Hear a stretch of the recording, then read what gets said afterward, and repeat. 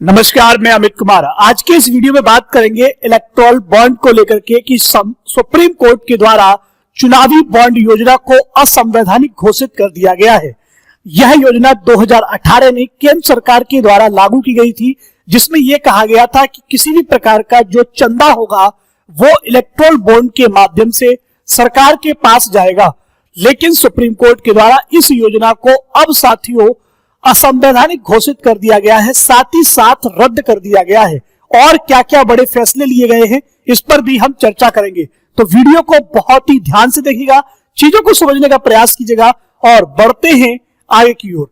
Electoral bond scheme को रद्द कर लोकतंत्र को बचाने का कार्य जो सुप्रीम कोर्ट के चीफ जस्टिस के द्वारा किया गया, वह काफी हिम्मत वाला और सराहनीय कार्य है। किसी राजनीतिक पार्टी को ही इलेक्टोरल बॉन्ड का केवल फायदा होता रहा है। इसी चीज को देखते हुए चीफ जस्टिस ऑफ इंडिया ने इलेक्टोरल बॉन्ड को असंवैधानिक बताया, साथ ही साथ चुनावी बॉन्ड योजना सूचना के अधिकार और अभिव्यक्ति की आजादी का उल्लंघन भी बताया है। राजनीतिक दलों के द्वारा फंडिंग की जानकारी उजागर न करना ये उद्देश्य के खिलाफ नजर आता है।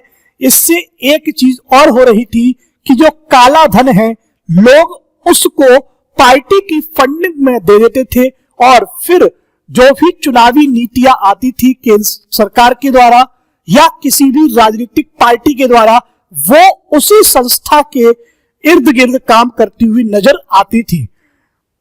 यह फैसला सुनाते हुए सीजेआई ने कहा कि काले धन को रोकने के लिए इलेक्टोरल बॉन्ड के अलावा भी दूसरे तरीके हैं।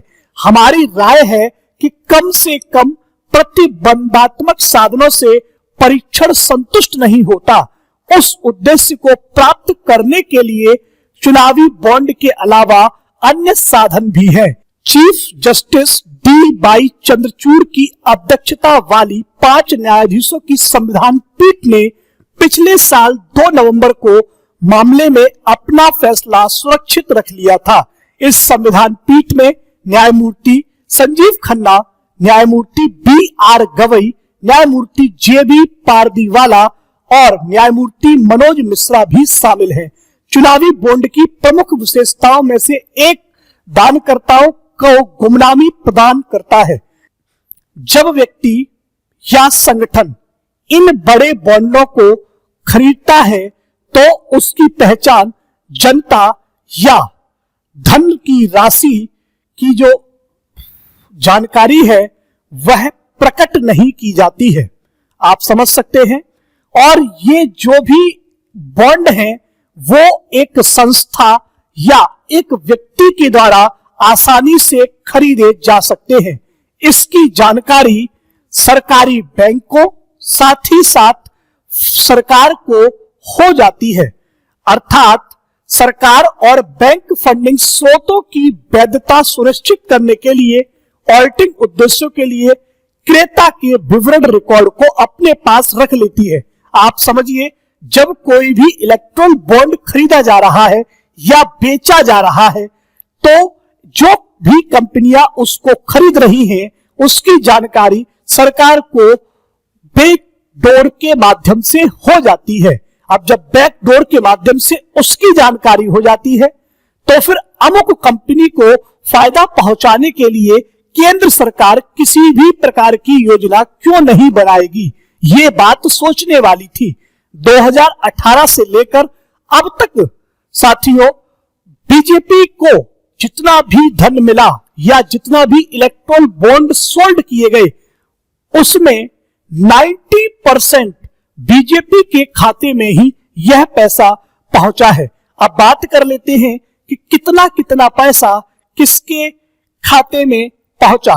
तो यहां पर एक रिकॉर्ड है, लगभग 6000 करोड़ इलेक्टोरल बॉन्ड 2018 से लेकर अभी तक बीजेपी के खाते में जा चुका है, या कहें कि वो पैसा बीजेपी के खाते में जा चुका है। मतलब साथियों 2018 में 210 करोड़ पैसा एक पार्टी को गया, 2019 में 1450 करोड़, इसी प्रकार से ये धीरे धीरे आंकड़ा बढ़ता हुआ चला जा रहा है। 2020 में 2,555 करोड़, 2021 में 22 करोड़ 38 लाख, इसी प्रकार 2022 में 1,033 करोड़ और 2023 में 12,094 करोड़ रुपया एक ही पार्टी को मिला है जो कि केंद्र सरकार में अपनी सत्ता बनाए हुए है। बॉन्ड योजना को सरकार ने 2 जनवरी 2018 को अधिसूचित किया था। इसे राजनीतिक वित्त पोषण में पारदर्शिता लाने के प्रयासों के तहत राजनीतिक दलों को दिए जाने वाले दान के विकल्प के रूप में पेश किया गया था। योजनाओं के प्रावधानों के अनुसार चुनावी बॉन्ड भारत के किसी भी नागरिक या देश में निर्मित या स्थापित इकाई के द्वारा खरीदा जा सकता है। कोई भी व्यक्ति या अन्य व्यक्तियों के साथ संयुक्त रूप से भी यह चुनावी बॉन्ड खरीद सकता है।